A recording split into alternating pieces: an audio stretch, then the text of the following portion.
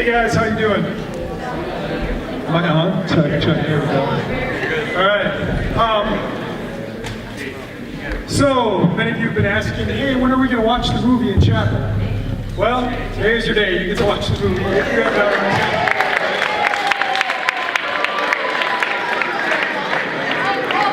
So, before we watch it though, I just want to get your attention. Check.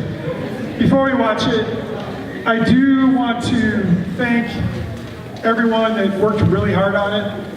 All of our students in film, some outside of film class. So whoever was working on the film, whether you were in the class or not, if you could just stand, like right now, stand. Give these guys a hand.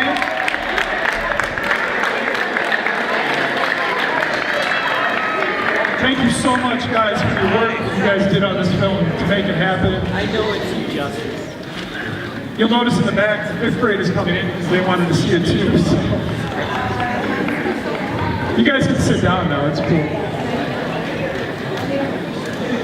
And I figured I would have you guys give a round of applause first, just in case you don't like the movie. We can thank them all beforehand. All right, and Mr. Azamar, your thoughts on everything? Yeah, it was a long year with this film. Very, very, very long year. But I just want to thank the film class again. One thing I want to say in particular, you guys this year had a really good attitude, really good spirit. Everyone was really willing to help and just be an aid to the class. So just want to thank them for that. So that's pretty much all I'm going to say. So. Awesome, thank you guys. But I also know how hard it is to get up here and say those things. So, anybody want to share anything that God's done for you this year that you feel like you could attribute that to God and His plan for you being here?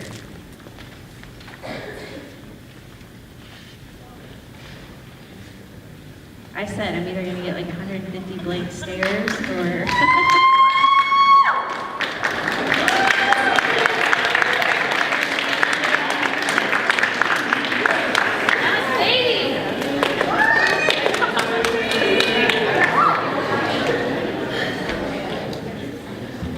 Give me a minute.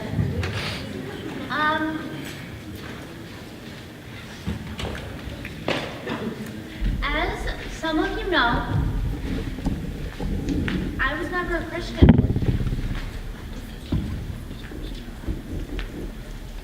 And I knew God was there. I hated Him, and I wanted nothing to do with Him. I had an attitude of, if you believe in God, that's cool, I'll respect it, don't talk to me about Him, do not pray for me, I do not want Him in my life. And for 2 years, my father was off of work. He hurt his back really, really bad at work, and they ended up putting him on workman's comp. And we went to court, tried to take care of all of it for 2 years, and there was no hope. For me, there was no hope whatsoever. And I don't know if my sisters thought that there was no hope. I was like, we're screwed.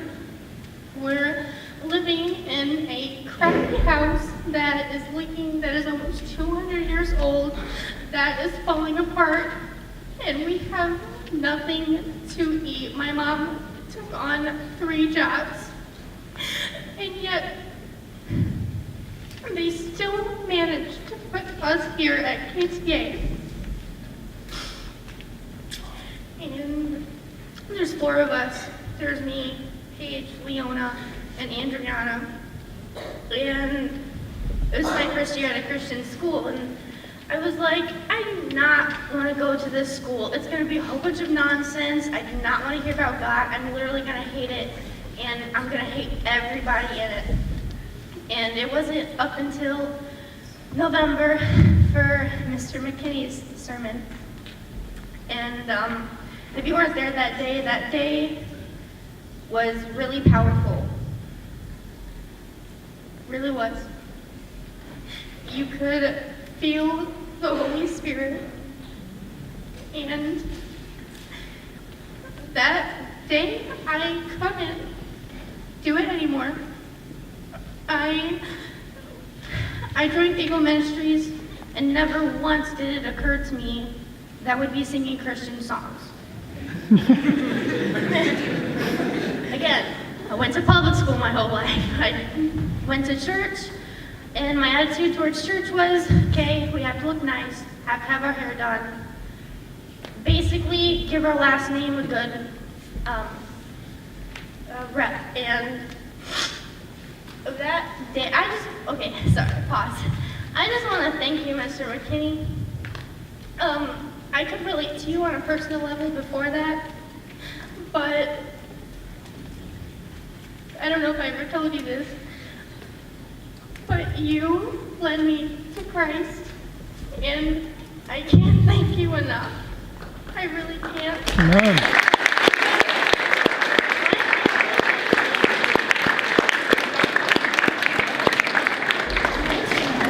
My family thanks you, and my pastor thanks you. My church family thanks you, and my friends thank you, because now I get to share that with my friends and family. So thank you.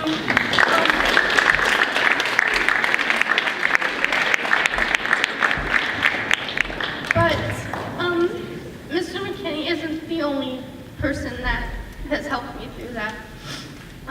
Jasmine has been a really big help with my beliefs on certain things. And Esther has also been one, Mrs. Graham, and Amber and Gabby. I don't know. I never once thought that I was going to love this school. And now that I have accepted Christ into my life and have came to a Christian environment, I do not want to leave it. So my hope is that I get accepted to Olivet after my senior year, if we don't move to another state, of course, because that's the possibility right now.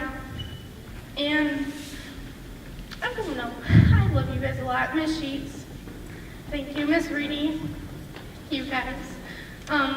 Pastor Brad, he's not in here. That's okay, this wasn't planned. I was actually not going to do this up until no one came up. So it was going to be awkward if I did it. But yeah, I just want to thank even you guys that I don't know. You guys make this school a really great school. And you guys that aren't involved in anything, you guys make it a great school.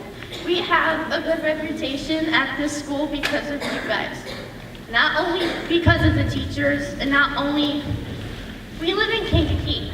And when you hear Kankakee, you think of gunshots, right? Like people getting killed. It's not a good place to live.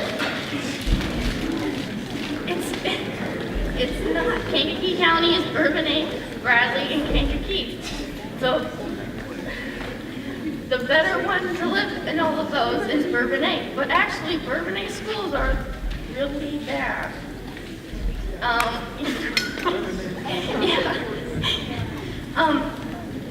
But you guys are really lucky to be able to attend here. Even if you guys don't know Christ and you don't want to believe in Him, and you feel like this is just a whole bunch of mumbo jumbo, and as I'm standing up here talking, you're like, okay, when is she gonna get done? Can you please get off? I'm hungry, I want to snack on something, I don't know. But you guys literally, I'm not gonna follow you home, but you guys should tell your parents that you guys are very thankful for them. And international students, your family that puts you guys here, that allows you guys to go here and take care of you, thank them. Thank your guys' teachers a lot, because they do a lot behind the scenes. of just school to make sure that this is a good school for you guys.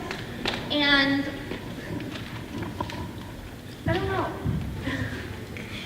I'm really thankful to come here, and I thank my parents for it a lot. I thank my sister, Paige. I thank Leona, but Paige is more impacted my life with all of this. Sorry, Leona. I love you. I don't know, just even with my little sister, you can see how God is working in her life. And it's pretty darn great. I get to say that, and I do, and I'm thankful for it. And I wouldn't want to go back to public school any day of my, I mean, I have those moments of where, oh my gosh, this person irritates the crap out of me, I want to leave. I want to go back to public school.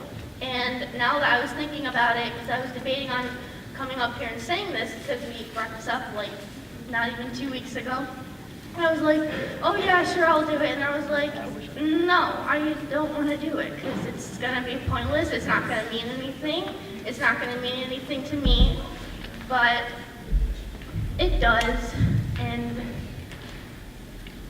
you guys are pretty great. So you can give yourself a hand clap.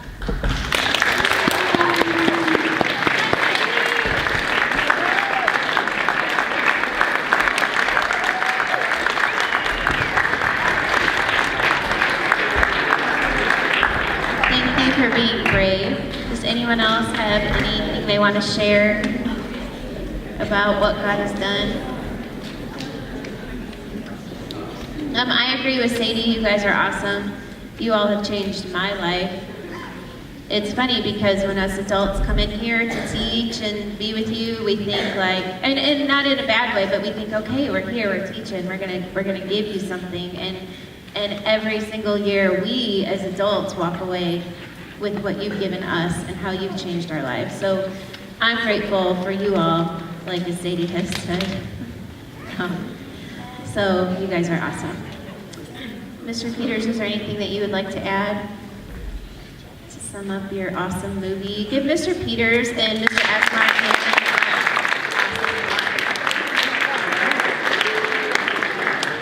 I just want to say thank you so much for sharing that. That was awesome. That made my day, man. But I know there's others here that maybe just felt intimidated coming up here, but I know you guys, talk to you guys, and I know God is doing things in your life. And it's so powerful when you share that, when you tell people what God's doing. It doesn't mean you have to come up here, but share with one another, because that's how we stay strong. The Bible talks about how we sharpen one another, we encourage one another, we build one another up. Just me hearing that can keep you going for like a couple of weeks. Because it's powerful, because you see the hand of God moving in your life. And as we were talking about today, and just within the film, it's dealing with someone who is walking in rebellion, and how when they meet Jesus, they change. And whenever I think of that, the story that comes to mind, and we don't have too much time, so I'm going to make this like really brief, but is when Saul becomes Paul, and his conversion, and how he changed. And it's really only a couple verses, and this like dramatic transformation takes place. I'm just going to read this to you. In Acts chapter 9, it says this in verse 1. It says, "But Saul, still breathing threats and murder against the disciples of the Lord, went to the high priest." So you have someone, Saul, who's wanting to kill Christians. But he's doing it in the name of God. He's being zealous. He's in rebellion, but he thinks he's actually like serving God. Does that sound familiar? Think of ISIS now. Think of the Christians that today will be beheaded in the name of God. All right, so that's still going on today. People are still walking in deception, still walking in rebellion. That doesn't just go there. That can be any one of us. We could be going to church, like many of you have been raised, coming to this school, and hey, yeah, that's great. But are you walking with Jesus, or are you walking against him? Verse 2, and he asked the high priest for letters to the synagogues at Damascus, so that if he found any believers, meaning belonging to what they called it back then, the way, which I like that, Jesus is the way, truth, and life, there is no other way, the way, men or women, he would bring them bound to Jerusalem. He's going to tie these guys up, bring them in, and probably be killed. Now, as he went on his way, he approached Damascus, and suddenly, it says, a light from heaven was shining all around him. And falling to the ground, he heard a voice saying to him, Saul, Saul, why are you persecuting me? Who's talking there? Who can tell me? Specifically, what part of the Trinity is speaking there? The letters are in red. It's Jesus. And Jesus said, why are you persecuting me? Wait a minute, was he going after Jesus? Who was he persecuting? Who was he bringing to the priests? It was what? It was Christians. And why would Jesus say, why are you persecuting me? Because who lives in you if you're a believer? Jesus. Why are you persecuting me? Well, Holy Spirit, that's good too. And he goes on and Jesus says this, or Paul says, he responds, he says, who are you, Lord? And Jesus said, I am Jesus, whom you are persecuting, whom you are walking against in rebellion. And verse 6, he says, but rise, enter the city, and you will be told what you were to do. It's at that very moment when he can do one of two things. He can say, well, that was weird, whatever, and go on his way, and just ignore that whole thing. Now, it's a pretty dramatic vision. You see this light, you hear the voice, but he could just completely blow that off. Or he could listen to it and respond and say, okay, I'm going to do what you say. And I want to leave you guys with this today. For some of you, Jesus has come.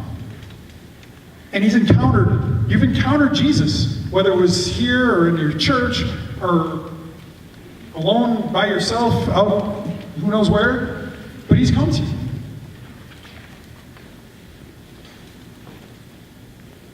And if he hasn't, he will. And it's at that moment where you can say, okay, Jesus, I'll do what you say. And we see that with Saul. As he does do what Jesus says, he responds. His name changes to Paul, and thus as a result, we have most of our New Testament today. He's radically transformed. And even so that the people, like the Christians of the day, are like, whoa, wait a minute. This guy, they don't want anything to do with him. Like, this is the guy who was like trying to kill us. I don't want to be around this guy. Because you know what he did? It says, right after that, when he's changed, it says immediately, what did he do? He goes and starts preaching Jesus in the Jewish churches, the synagogues. That was the transformation. Completely changed. And you might think, well, I'm not out killing people. I'm not out, drugs, drinking, all the other things, all the obvious sins. It doesn't matter. If you don't know Jesus, you are hell-bound. Every one of us is hell-bound if we don't know Christ. We're walking in sin. And Jesus, as you've heard, coming here, I'm sure, many times, we just celebrated Easter. Okay? He's here. And if you hear that voice, please respond. Say, what do you want me to do? How can I follow? How can I live for you? Where do you want me to go, Jesus? Let that be your heart's cry. We got like a few more weeks left here in high school. And I pray for every one of you guys, don't miss it.